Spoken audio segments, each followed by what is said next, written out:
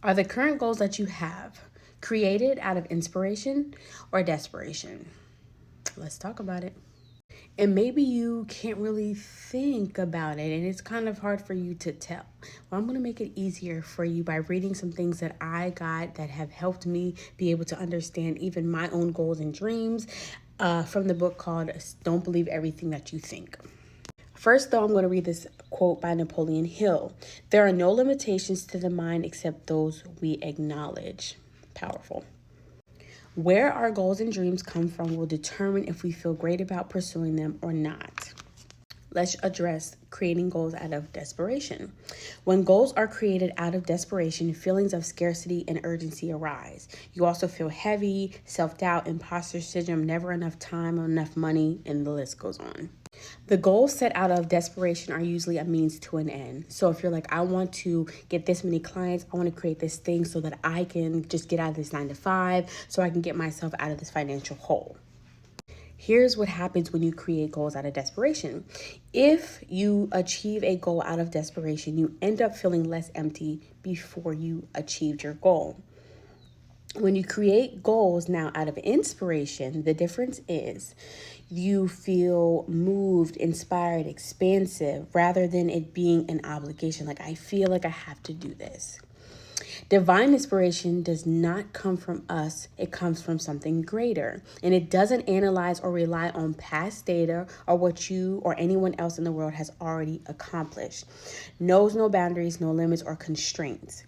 We can only ever follow one calling at a time. It's either inspiration driven or desperation. They cannot coexist. Like I stated, when we follow divine inspiration, we feel alive, whole, joy, love, peace, and fulfillment.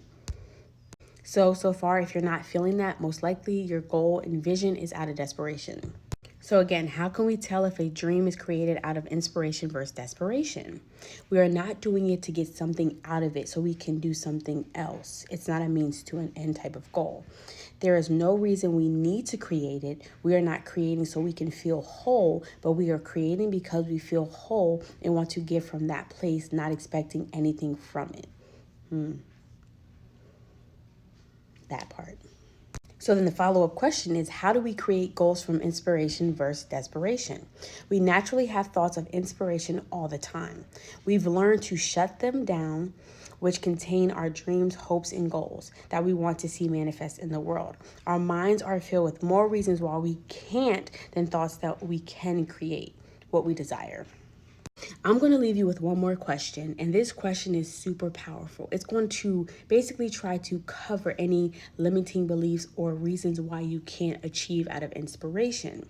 So a lot of times it's money, resources, time, all of the above. But let's just say none of that was the factor, right? This will help you understand, I think, very clear if you're creating from inspiration or desperation.